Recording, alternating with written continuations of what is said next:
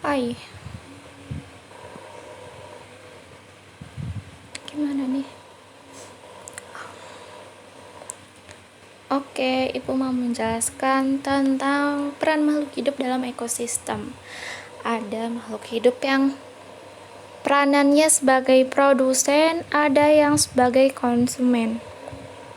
Bedanya apa? Yang produsen itu makhluk hidup yang autotrof atau bisa menghasilkan makanannya sendiri melalui fotosintesis. Kalau konsumen, dia mendapatkan energi bukan dari fotosintesis, tapi dari memakan makhluk hidup lainnya. Kalian pasti udah tahu cara makan makhluk hidup itu ada yang herbivora, ada yang karnivora, ada yang omnivora. Aduh, kecoret. Yang herbivora itu yang memakan tumbuhan.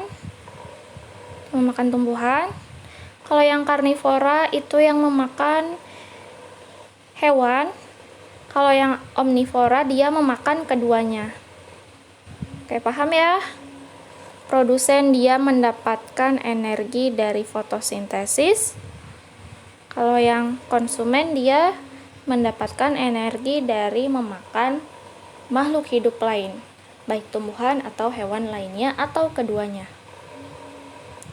Kemudian dalam ekosistem kita mengenal ada rantai makanan. Rantai makanan adalah proses perpindahan energi,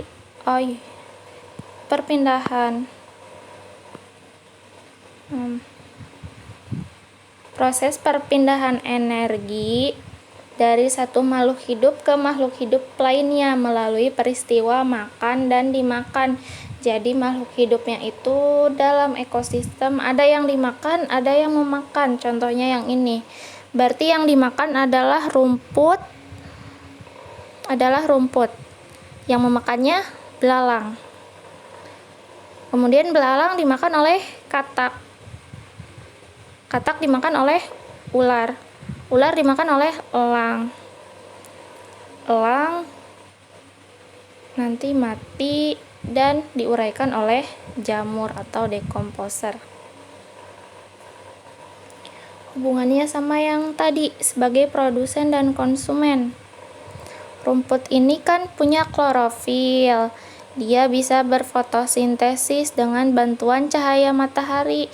Seperti yang kita tahu, matahari ini adalah energi. Jadi energi pindah dari matahari ke rumput ini melalui fotosintesis.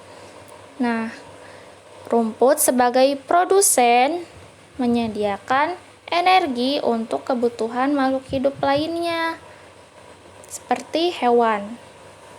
Gimana cara rumput mentransfer energi ke makhluk hidup lainnya? Caranya adalah dimakan sama hewan yang herbivora. Herbivora itu yang memakan tumbuhan, seperti contohnya belalang ini.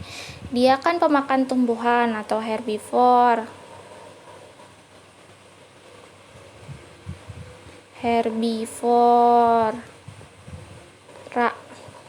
Dia memakan rumput atau rumput dimakan oleh belalang. Jadi berpindah energinya dari rumput ini ke belalang.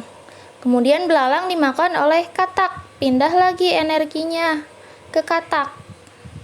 Dari katak dimakan sama ular. Pindah lagi energinya ke ular. Ular dimakan oleh elang. Pindah lagi energinya ke elang. Begitu. Jadi rantai makanan adalah perpindahan energi dari satu makhluk hidup ke makhluk hidup lainnya melalui peristiwa makan dan dimakan. Berarti kalau ini produsen, dia autotrof rumput ini. Yang belalang konsumen primer berarti sudah pasti makhluk hidupnya yang herbivora, yang memakan tumbuhan. Kalau konsumen sekunder dan seterusnya dari katak ke elang, ini pasti karnivora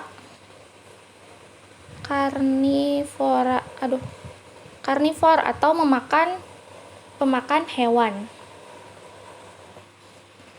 Kemudian jaring-jaring makanan. Apa bedanya rantai makanan dengan jaring-jaring makanan? Sama-sama bulat.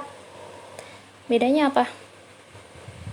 Bedanya adalah kalau jaring-jaring makanan adalah gabungan dari beberapa rantai makanan yang saling bersinggungan. Jadi kalau rantai makanan alurnya itu lurus satu alur gitu. Kalau rantai makanan dia bercabang alurnya. Misalkan nih dalam satu ekosistem, di sana ada produsennya itu atau tumbuhan yang autotrofnya itu ada bunga sepatu dan ada sawi. Ini kan sama-sama produsen.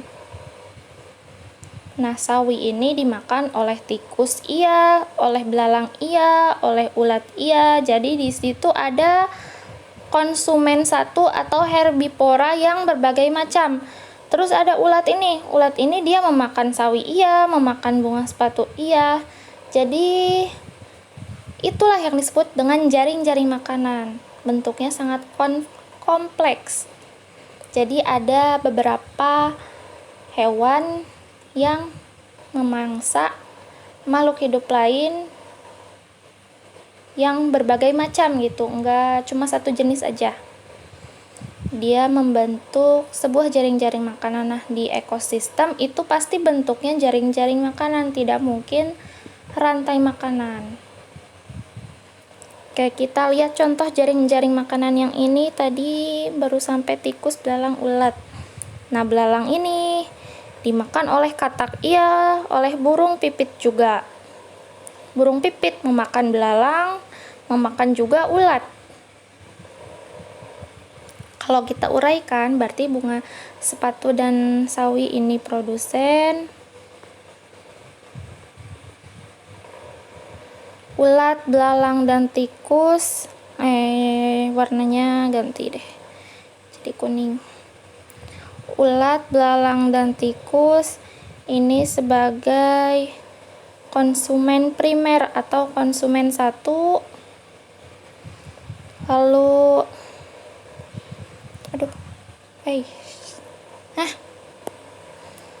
terus ada burung pipit, ada katak yang merupakan konsumen 2. Ini tadi yang warna kuning itu konsumen 1.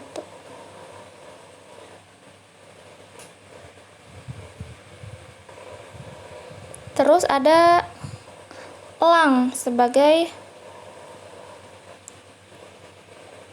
konsumen puncak atau konsumen 3.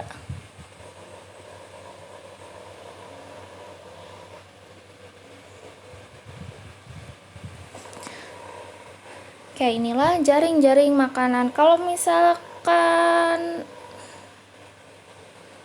kita uraikan, elang juga bisa sebagai konsumen 2 ya. Kalau kita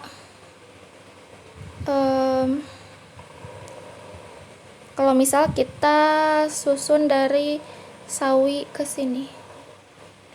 Ya, jadi jaring-jaring makanan ini intinya adalah kumpulan dari rantai makanan. Kita lihat ini ada berapa rantai. Ada sawi, tikus, sama elang, satu rantai. Terus ada sawi ke belalang, ke katak, sampai ke elang. Ini juga membentuk satu rantai makanan. Ada dari sawi, belalang, ke burung pipit sampai ke elang, ini juga satu rantai makanan. Bunga sepatu, ulat, burung pipit, elang, ini juga satu rantai makanan.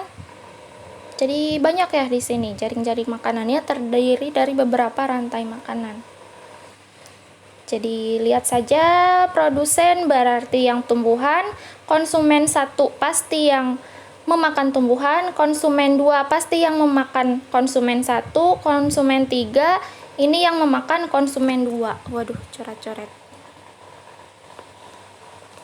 Lalu ada juga piramida makanan. Piramida makanan ini seperti jaring-jaring makanan, tapi dia menggambarkan lebih kompleks dari jaring-jaring makanan. Dia menggambarkan suatu populasi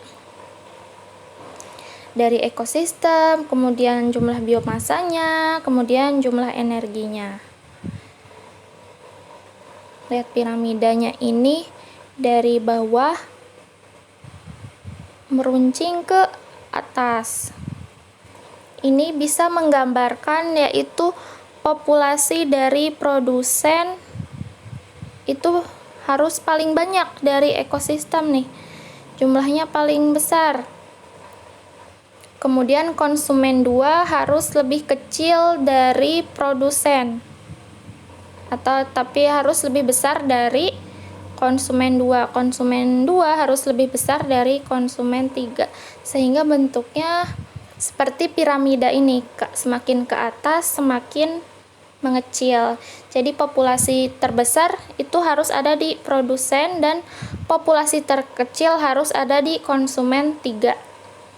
Begitupun jumlah biomasa dan jumlah energi. Jumlah energi dari produsen kan menerima dari sinar matahari ke produsen. Nah, terus dimakan oleh konsumen 1, dimakan oleh konsumen 2 memakan konsumen 1, konsumen 3 memakan konsumen 1. Dari proses makan memakan tersebut, energi tersebut hilang di tengah jalan. Kan makan, mencerna makanan, bergerak juga kan perlu energi. Nah, dari proses-proses metabolisme tersebut, energi itu pasti hilang sehingga pas sampai di konsumen 3, energinya pasti paling sedikit. Kalau di piramida makanan ini ada namanya itu yang paling bawah tropik 1, tingkatan tropik 2, tingkatan tropik 3, dan tingkatan tropik 4.